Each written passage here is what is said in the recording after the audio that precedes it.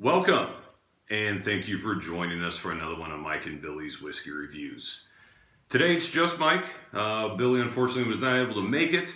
This is his busy season being a famous tattoo artist. So I know it's been a while since we did a review. I want to bring you a couple of one-offs just to put some fresh content out there. So here we go.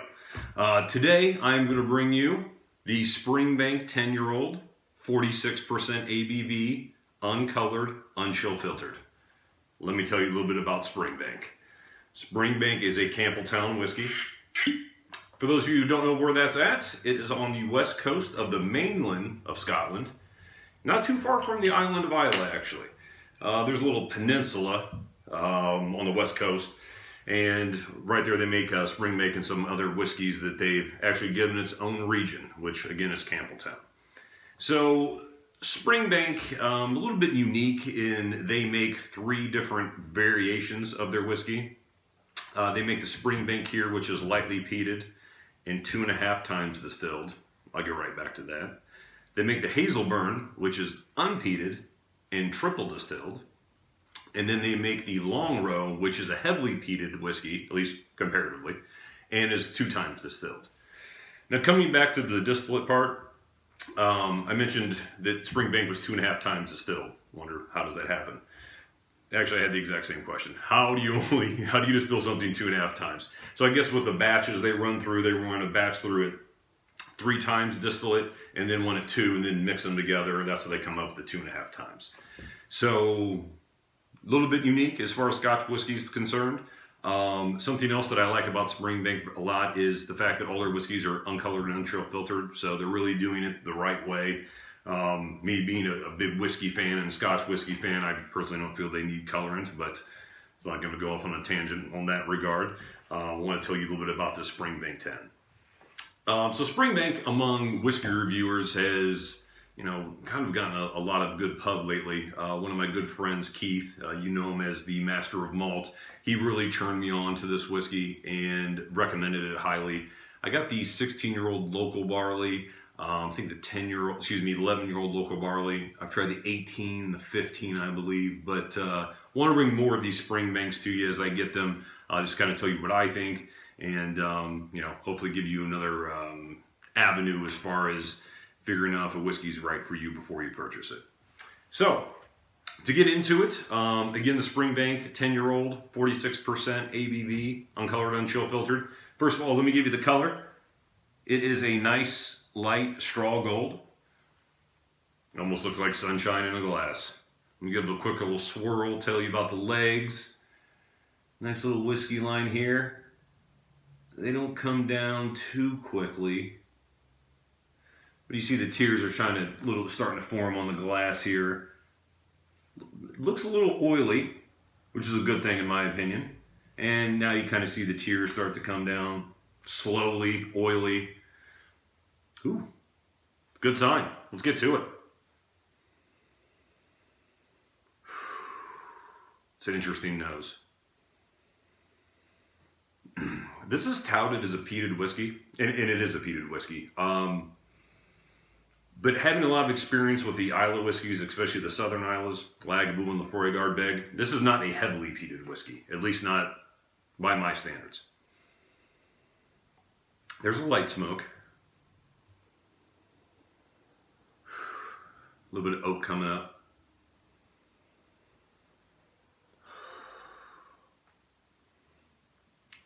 A little bit of vanilla, but like an off vanilla. How best to describe this? Almost like a funky vanilla. Vanilla's maybe been out too long. Get a little bit of oak on the nose. Really interesting nose, especially for a 10-year-old whiskey. The smoke's there, the oak's there, but it's almost reminiscent of like a Highland Park where they're equal parts, but nothing's really taking over as far as the smell of the whiskey. Now it's been in the glass, a little bit more smoke. And maybe a little bit of chocolate. A little bit, maybe like a milk chocolate as opposed to a dark chocolate.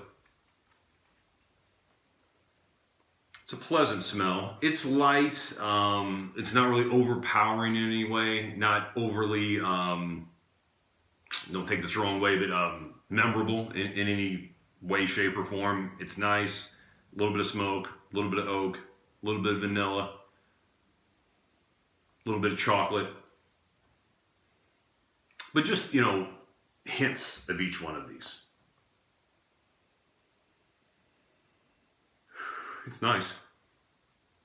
All right, let's take a first sip.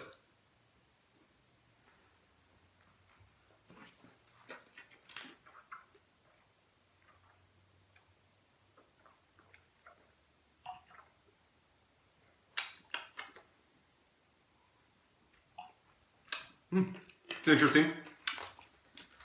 Spicy. Maybe a little bit of cinnamon. Other spices, allspice, and I hate to use allspice because that's pretty much saying just anything spicy. It's kind of a cop out, but that's where I'm at. So that oakiness is there. A little bit of nuttiness. Definitely some nuttiness. It's almost as like a oily / creamy texture to it, which is kind of unique.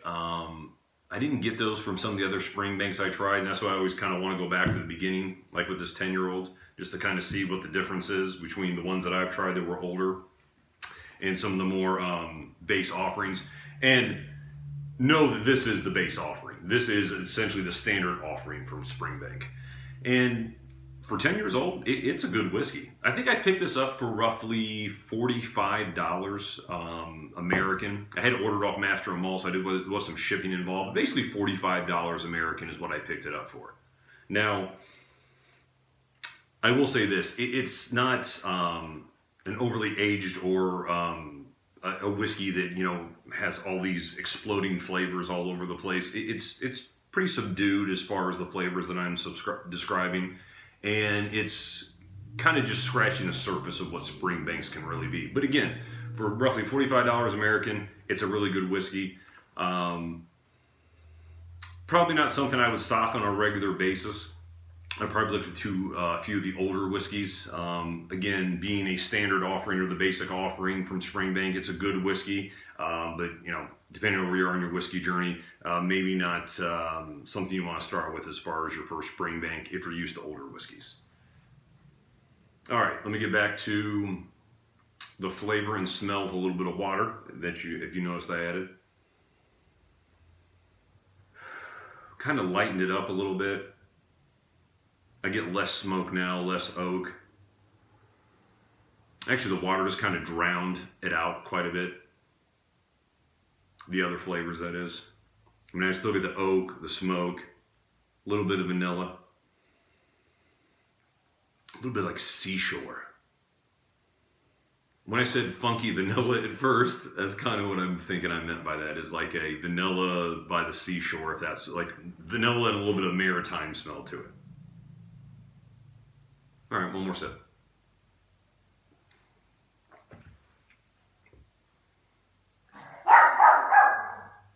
So, a whiskey that I would say is good for, if you want to figure out what Springbank is about, a good beginner's whiskey. But perhaps if you've had, you know, older whiskeys or a little further in your whiskey journey, maybe not one you want to start out with. But again, good value for $45. And that's kind of where I'm at as far as the Springbank 10.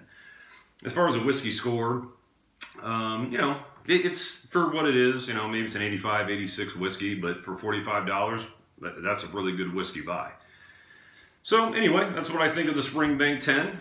Don't know if you guys have had a chance to try it, but I would love to hear what your opinions are in the comment section. So please feel free to comment and let me know what you think. And I'll bring you more Springbanks and Hazelburns and Long Rows, and we'll see where it goes from there. Anyway, I want to thank you for joining us for another one of Mike and Billy's Whiskey Reviews. And until next time, I will see you in the comment section.